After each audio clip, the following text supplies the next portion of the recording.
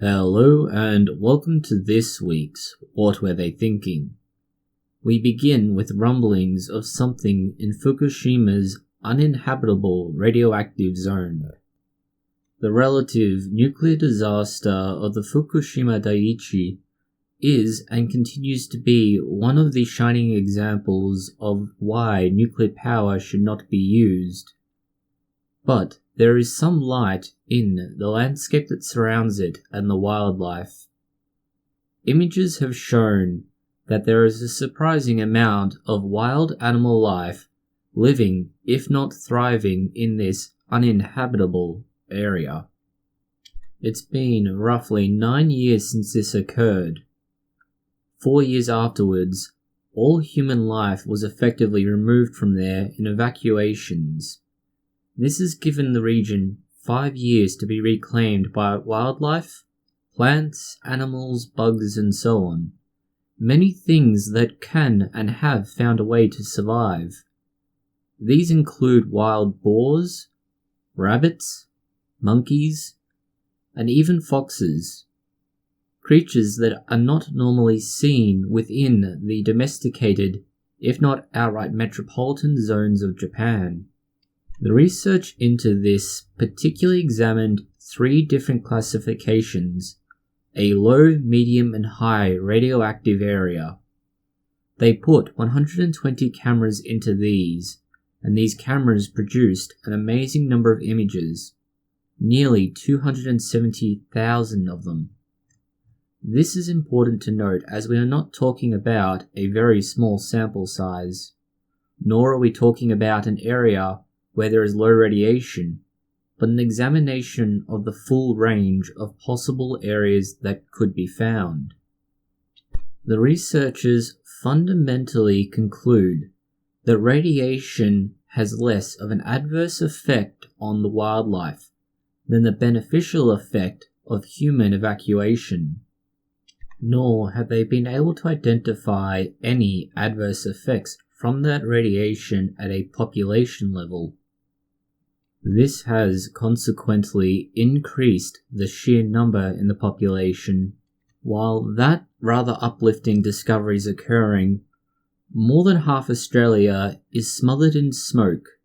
Skies across the city are glowing red due to the haze, and the bushfires are burning incredibly large tracts of land.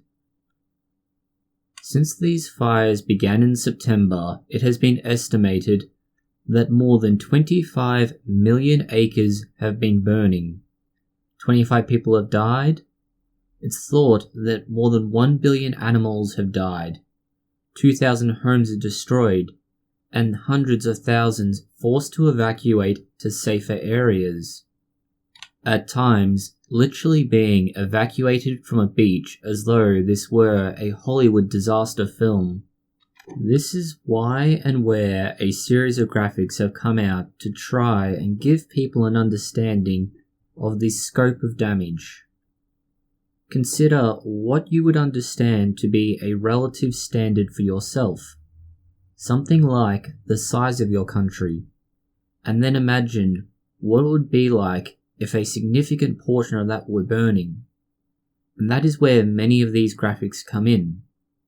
Simply comparing products of this, like the fire itself, where up to half the country could be burning in some cases, or the amount of smoke produced, which could cover up to 2/3 of the country.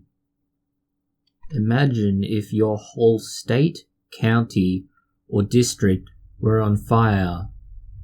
Simple comparisons that, once you can see what they are relative to what you know, the real impact becomes apparent. In an extension of this news, other researchers indicated that similar massive bushfires may have had a significant contributing factor to mass extinctions. Australia is considered one of the most biologically diverse countries in the world. This is important to note in light of the previously mentioned fires that are burning everything. One very compelling example is that of the fires on Kangaroo Island. You may remember this name due to a video from a long time back on genetic diversity, where we touched on the koala. Koalas were largely extinct on mainland Australia. The species was imported from Kangaroo Island and then, to a certain degree, interbred with the mainland population. But this created a significant bottleneck in their genetics. It is also why a very large proportion of the mainland koala population of Australia has chlamydia. This can, in the long term, lead to the deterioration of their genetics, meaning that over time the species will be able to survive less and less effectively, slowly but surely dying off. Controversially, it is thought that the asteroid that led to one of the major extinctions on Earth also provided the impetus for most of the Earth's rainforest to catch fire via smaller asteroids coming off of the main one and burning everything. This is accompanied by records of soot in the archaeological layers. It's thought that the fires, in conjunction with everything else that occurred at the same time, led to mass extinctions, as not only did you have the original asteroid impact, but a significant secondary input of dust, ash, and smoke from these other fires.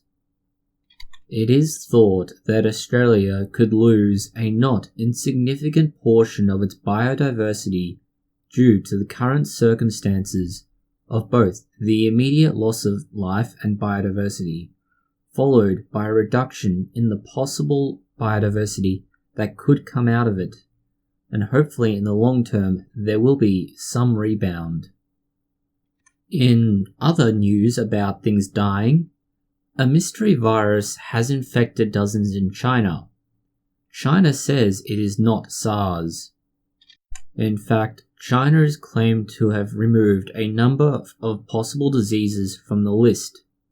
These include avian flu, adenovirus, the Middle East respiratory syndrome, and a couple of others.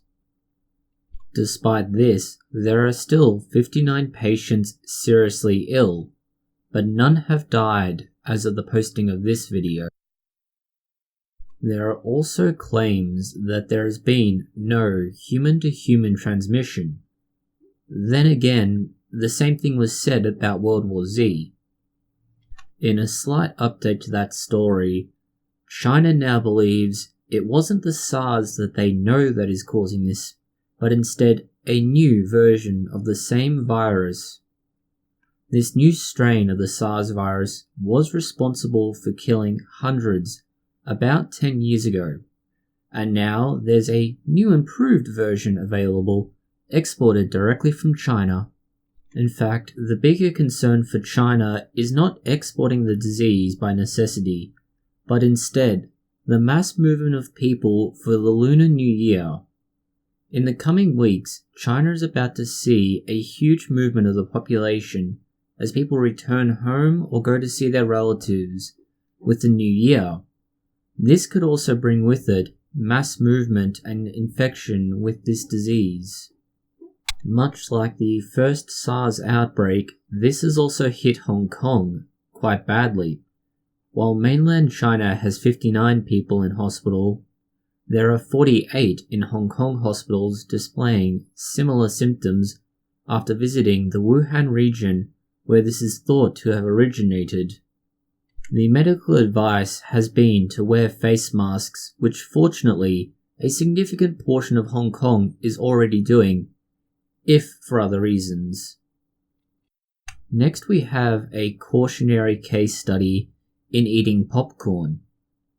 Popcorn is not something everybody appreciates, and it's thought to be a quintessential part of going to see a movie. However, one that became stuck in a 41-year-old UK man's mouth has led to heart infection requiring surgery. The 41-year-old male firefighter found that the piece of popcorn had become stuck in his teeth and tried to DIY the necessary solution. This included the use of a toothpick, a pen lid, a piece of wire, and a nail. This imaginative MacGyver-like solution system led to him developing an infection, which then proceeded to damage his heart valves, which needed to be replaced. This is why you do not attempt to make your own dental or surgical procedures without at least 8 years of education and specialized training. By damaging the gums around his teeth, he opened himself up to the infection getting into his vascular system. One of the very first stops after the vascular system is the heart, and this is where the disease kicked in particularly. By damaging the valves in particular, the heart is no longer able to develop pressure and force blood to go where it should. A lack of blood flow, to give it its proper medical term, is bad. Finally, a throwback to one of our older videos and the somewhat rocky history. There's been a series of lawsuits made against Johnson & Johnson among other talcum powder manufacturers. These lawsuits have claimed that the talcum powder led to ovarian cancer. It's generally been found in favor of the plaintiffs, leading to Johnson & Johnson being on the book for millions of dollars in damages. As we've described previously, there's not a lot of medical or scientific evidence to support this when talcum powder is used correctly, and it is a relatively modern manufacture of talcum powder. Historically, talcum powder did in fact contain asbestos, and as we are well versed in now, that is not good for your health. Thankfully, manufacturers became aware of this fact early on and took steps to remove it. That's sort of where this study fits in. Looking at data from more than 250,000 women, the researchers were trying to see if there was an association between talcum powder use and ovarian cancer. They did not find this association. They looked at not just the immediate acute use of talcum powder, but chronic use in women who could have been doing so for decades. The problem with other studies in the past has been that they lacked the right numbers, there were methodological flaws, and other issues leading to more or less inconsequential statistics that could have gone either way. That's why these researchers have combined 4 large studies which had such a large number of people in an effort to detect what might otherwise be a tiny statistical difference that could be justified with this population. The surveys that they took the data from assessed participants every 2 years on a series of questions. Each participant had a median follow-up period of 11.2 years.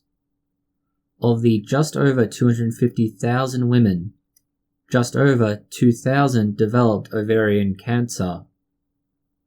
When they examined these two groups, they could not find a statistically significant association in comparison to those who had used talcum powder and those who had not used talcum powder ever. Even when they tried to examine just the population of women who had used talcum powder, either on an acute or chronic basis, there was still no statistically significant association found. Now, this is just an observational study. That means they've taken the available data, which there are problems with, looked at it retrospectively and said, there is nothing here. And that is not the best process when you are trying to isolate and identify a pattern in all cases. It is, as one professor has said, a good, competent, careful study, but it is not definitive without further clinical testing. That same professor concluded that what the research established was that if a risk exists, it is likely to be very small.